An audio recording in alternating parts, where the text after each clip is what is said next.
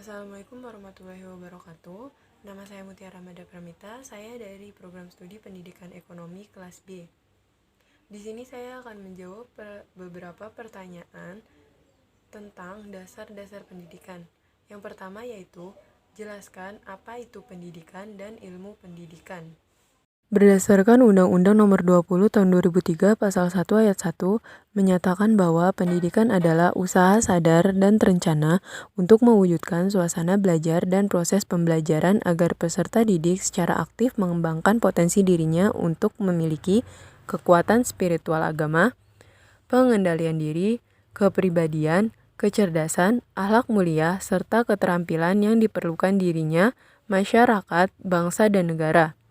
Sedangkan ilmu pendidikan adalah pengetahuan ilmiah yang membahas tentang upaya membantu subjek didik berkembang menjadi lebih baik dengan cara yang baik dan dalam konteks positif. Pengetahuan sendiri yaitu segala sesuatu yang diketahui manusia. Sedangkan ilmu pendidikan yaitu pengetahuan yang dicapai secara metodis dan disusun secara sistematis. Yang kedua, jelaskan pendidikan sebagai ilmu pengetahuan dan sebagai sebuah sistem. Pendidikan sebagai ilmu pengetahuan. Artinya, pendidikan merupakan wadah dari ilmu pengetahuan. Pendidikan membantu peserta didik untuk mengembangkan dirinya. Pendidikan dijadikan tempat memanusiakan manusia yang dimana dibantu oleh pendidik, atau kita kenal sebagai guru. Sistem. Sistem sendiri artinya seperangkat unsur yang saling memengaruhi dalam satu lingkungan tertentu. Jadi pendidikan sebagai sistem yaitu pendidikan pasti tersusun secara teratur dan saling memengaruhi. Diibaratkan input adalah pengajar, alat-alat pendidik, dan finansialnya. Proses yaitu adalah proses pembelajaran yang terjadi secara berulang. Dan output adalah hasil belajar dan pencapaian tujuan pendidikan. Yang ketiga, jelaskan teori pendidikan klasik. Teori pendidikan klasik berlandaskan pada filsafat klasik yang memandang bahwa pendidikan berfungsi sebagai upaya memelihara, mengawetkan, dan meneruskan warisan budaya. Teori pendidikan ini lebih menekankan peranan isi pendidikan daripada prosesnya. Terdapat 4 aliran dalam teori pendidikan klasik. Yang pertama, aliran empirisme, yaitu aliran yang mementingkan stimulasi eksternal dalam perkembangan manusia dan menyatakan bahwa perkembangan anak tergantung kepada lingkungan, sedangkan pembawaan tidak dipentingkan. Pengalaman yang diperoleh anak dalam kehidupan sehari-hari didapat dari dunia sekitarnya, yang berupa stimulan-stimulan. Stimulasi ini berasal dari alam bebas, ataupun diciptakan oleh orang dewasa dalam bentuk program pendidikan. Aliran empiris dipandang berat sebelah sebab hanya mementingkan peranan pengalaman yang diperoleh dari lingkungan, sedangkan kemampuan dasar yang dibawa anak sejak lahir dianggap tidak menentukan. Yang kedua, aliran nativisme. Aliran nativisme menekankan pada kemampuan dalam diri seorang anak, oleh karena itu, faktor lingkungan termasuk faktor pendidikan kurang berpengaruh terhadap perkembangan anak. Hasil perkembangan ditentukan oleh pembawaan sejak lahir dan genetik dari kedua orang tua. Sehingga teori ini, setiap manusia diharapkan mampu memunculkan bakat yang dimiliki, mendorong manusia mewujudkan diri yang berkompetensi, mendorong manusia dalam menentukan pilihan, dan mendorong manusia untuk mengembangkan potensi dalam diri seseorang. Yang ketiga ada aliran naturalisme.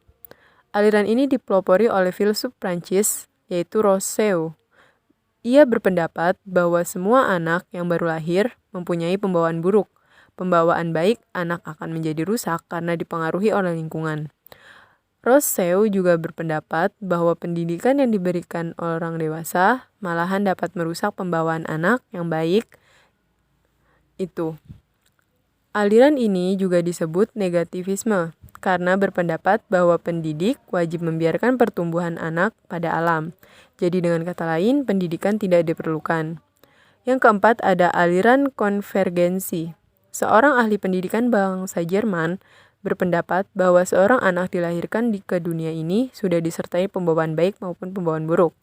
Penganut aliran ini berpendapat bahwa dalam proses perkembangan anak, baik faktor pembawaan maupun faktor lingkungan sama-sama mempunyai peranan yang sangat penting. Bakat yang dibawa pada waktu anak dilahirkan tidak akan berkembang dan baik tanpa adanya dukungan lingkungan yang baik, sesuai dengan perkembangan bakat itu. Sebaliknya, lingkungan yang baik tidak dapat menghasilkan perkembangan anak yang optimal kalau memang pada diri anak tidak dapat bakat yang diperlukan untuk mengembangkan itu. Yang keempat yaitu jelaskan faktor-faktor pendidikan. Ada 7 faktor pendidikan. Yang pertama, faktor tujuan. Tujuan merupakan faktor yang sangat menentukan. Secara singkat dikatakan bahwa tujuan pendidikan nasional untuk mencerdaskan kehidupan bangsa dan mengembangkan manusia Indonesia seutuhnya. Yang kedua, faktor pendidik. Pendidik ialah semua yang memengaruhi perkembangan seseorang. Dalam hal ini, kita dapat membedakan pendidikan itu menjadi 2 kategori.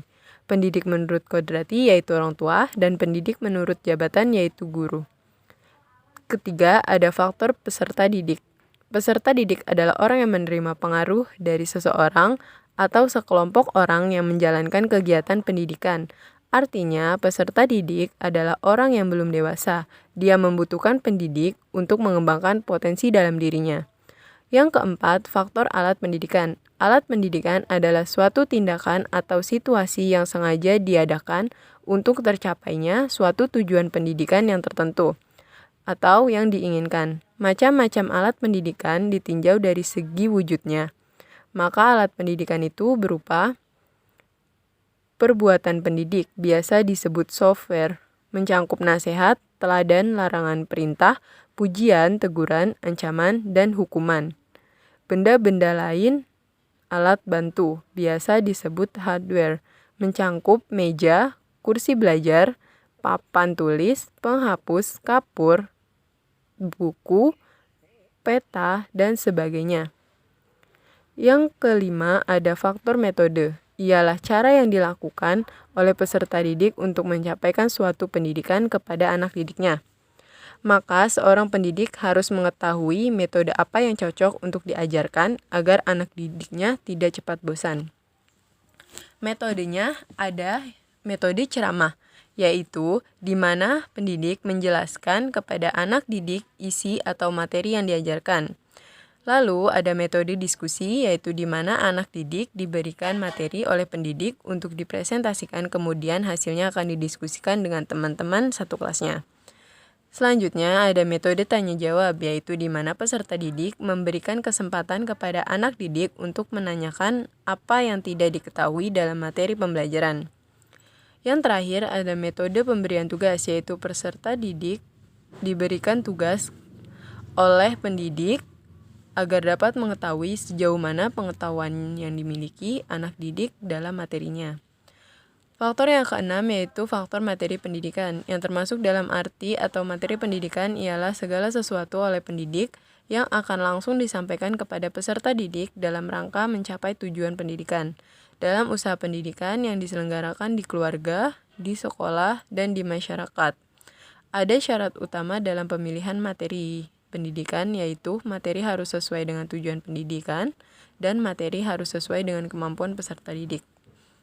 Yang terakhir ada faktor lingkungan. Faktor lingkungan ini meliputi lingkungan keluarga. Lingkungan keluarga adalah lingkungan pertama bagi anaknya, di mana lingkungan keluarga adalah pendidikan yang pertama dan utama bagi setiap anak. Karena awal kita lahir, kita akan bertemu dengan lingkungan keluarga. Dan disitulah keluarga kita harus mengenalkan arti sebuah pendidikan dan mengajarkan kita untuk menjadi sebuah pribadi yang lebih baik. Yang kedua, ada lingkungan sekolah. Adalah lingkungan kedua di mana anak mulai belajar mengembangkan dirinya, dibantu oleh pengajar atau guru. Dan yang terakhir ada lingkungan organisasi pemuda, di mana kita sebagai anak sudah mulai berani mengapresiasikan diri dan mulai belajar di lingkungan masyarakat yang luas.